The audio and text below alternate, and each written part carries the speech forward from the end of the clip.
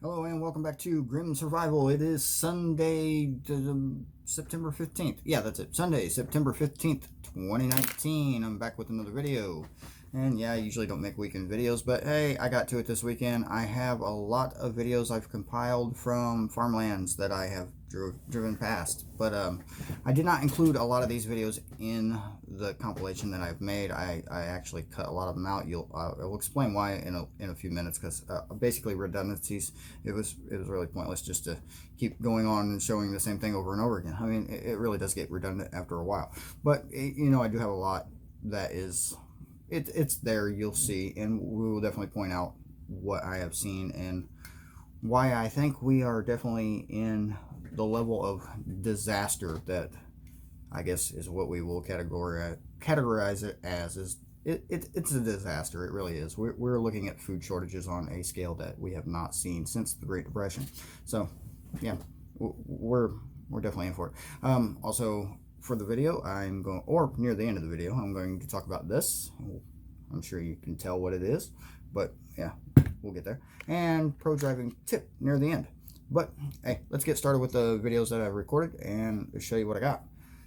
First off, and why I didn't include most of these videos in this is because they all look like this. It's me driving down the road past cornfields, and as you can see, a lot of the videos is just me driving very quickly past cornfields. That being said, it's hard to see what I really see when I am driving past these fields. And what I do see, besides my steering wheel, is a lot of the same. You have varying levels of corn. You have some that has matured properly. It either got planted on time, or it grew faster or a little better. It just had more sunlight, or maybe a little more heat or more nutrients in that particular little spot, and it grew okay. But a lot of the corn, as you can see, did not. Most I'm gonna say it, most of the corn I passed did not reach maturity at this stage in September. And according to farmers, we are already past the point of no return for that to be possible, because there's not enough sunlight or enough heat left in the days to keep the soil where it needs to be, so that the plants continue to grow. And as you can see, they're already starting to brown in most of the crops that I'm driving past. Now, a lot of these videos were actually recorded throughout the month. I'm going to give it about 3 weeks. Over a period of 3 weeks is where I'm recording these videos. So the end of August into September, all the way into yesterday, which would have been the 14th of September. Soybean crops, the same problem. A lot of them are just not mature. You got to remember, due to the flooding and the cooler temperatures in spring, a lot of these crops were planted late, up to 3 to 4 weeks late. But hey, it's not all bad. Some of them are looking good. Some of them are right where they're supposed to be. And I mean, it's really hard to get a good perspective. So hey, take a look. All right, I'm standing out by a cornfield. This is probably not a good idea because I'm parked in the middle of the road. But this is where corn is supposed to be. It's supposed to be about 7 foot tall, generally this time of year. And it is. Corn crops can grow up to 12 feet tall. They average, according to Google, 5 to 12 feet tall. I'm 5'8". The corn you're seeing now is not even 5 foot tall. And this is very common throughout the cornfields that I see. Now, where I'm filming is in northern Indiana, northern Illinois, south central Indiana, and east central Indiana. And these are the majority of the areas that I'm driving through in all of these videos, in the truck and in personal vehicle. As you can see, from where I actually slowed down and got out and showed you what it is, these crops are not doing well, and we're approaching time of harvest here. The weeds are overgrown in the soybean fields, and I've seen a lot of soybean fields throughout the years, throughout most of my life. I've never seen them with weeds that overgrown. And yeah, the browning of the corn, that's common for a lot of the crops. What happens is they let it dry on the stalk, so that it can be used for feed. It's feed corn, so it dries on the stalk. And yeah, look into how corn is processed if you care that much about corn. But yeah, I don't really have too much more to show you when it comes to these videos. A lot of this corn is very fragile, frail. It looks like it could just blow over at any time. Some of it has. I've seen corn crops where half the field's just laid over. It's really bad. So yeah, we're looking at devastation. It's a disaster. It really is. And I mean, don't take my word for it. Look, this is what I'm showing you. This is what I see on a daily basis. Some of this corn is good. Don't get me wrong, we're not in a complete total annihilation apocalypse Armageddon type of scenario here, but we're getting there. These are sunflower plants. Now I wasn't able to get a close-up look at them, and they do have the flowers on them, but we're talking September here, and if you know anything about sunflowers, these things are usually really, really large, the size of a saucer plate. They're currently maybe the size of my palm of my hand. So yeah, but hey, don't take my word for it. Watch. Okay, I'm standing next to cornfields again. This corn is not even nearly as tall as I am, and we are in September.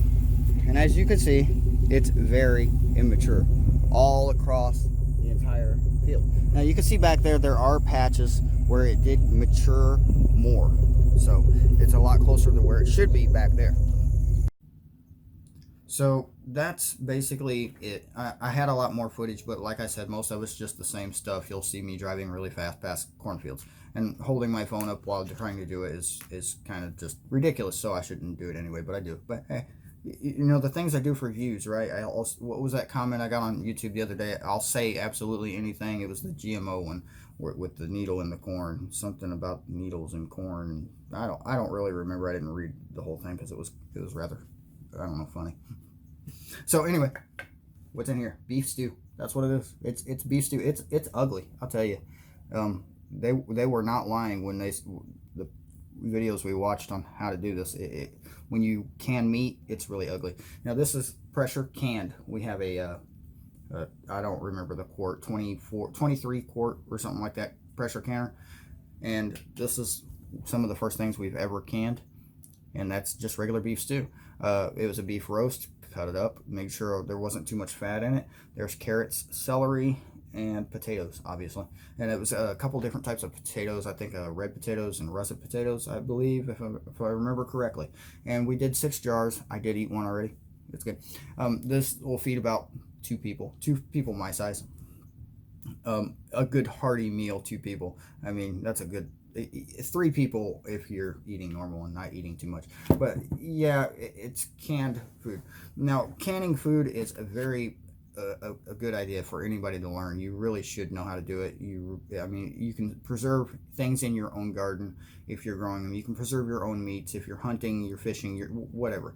You can preserve your own food if you know how to do it. So get books. If you don't know how, you can Google it. You Google anything. You really can. If you have a printer, print it out. If you don't have a printer, FedEx will do it for like 2 cents a page or something like that. UPS stores, FedEx stores. You can print out all this information, so you can have it on hand. You can reference it in the event that the internet doesn't work anymore. So canning, you don't have to have a garden to can. You don't have to have a hunting license. You don't have to have skills on how to butcher animals and clean fish. You don't have to know any of this. The only thing you have to know to can is how to can, where to buy the supplies to can, and where your local grocery store is. We bought all of this at the grocery store. I did not grow anything in this, not one thing in this jar was grown by me.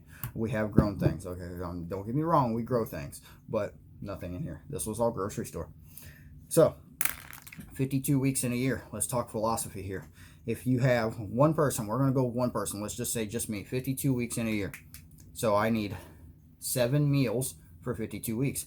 Now, yes, I have my rice, I have my beans, and somebody asked me this in an email. It was yesterday. I haven't responded yet. I'm sorry about that because I'm a busy kind of person because I make myself do too much. But anyway, I rice and beans, dried rice, beans, salt, just you know, all your staples. I do not have dried corn.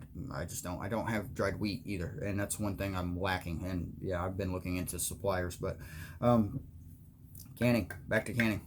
get yourself a book. Learn to can. Buy some stuff from the grocery store. Try it out. Test it. If you have 52 of these, that's one meal once a week for a whole year. For one, well, for this, about 2 people. This is the 1 quart jar, by the way. So, yeah, that'll feed 2 people really well. One day, if you have 52 of them, 1 day a week. So if you have 7 meals, 7 different meals that can feed 2 people each, and you have 52 of them, that's, you know, that's a lot of meals. That is, but that's a year's worth of food if you do the math. So you have yeah. Anyway, you know math. Bear Independent has a whole chart on it. Go look it up. It's a good video. Anyway, that's about that. Food. We're having food shortages. Buy food. Food is still on sale, and you know you can still find a lot of things that are on sale. Mostly produce. You'll always find produce goes on sale because it goes bad. They can't keep it in the store longer than 2 or 3 days, so that they have to sell it, and whatever they don't sell goes into the garbage. So they want to sell it, they'll reduce the price.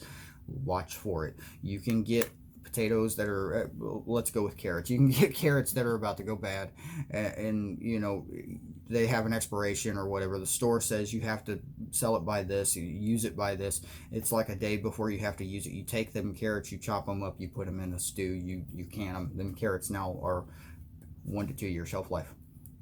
You know, do the math. So canning, it's one of the most important things. It really is. So learn. That's about all for this video. I'm going to go ahead and say goodbye here. I have some footage at the end after I'm done, you know, doing this that you can watch, and this is basically just some of the things I drive through on a daily basis. Remember, it's grim out here. It really is. We are definitely looking at food shortages, and we are looking at hard times coming in the future. It is not getting better. It's getting worse. So, hey, it's grim. Enjoy the rest of this this insanity that I drive through on, you know, I won't say a daily basis, but this spring it felt like it. So, hey, yeah. See you guys this week, sooner or later.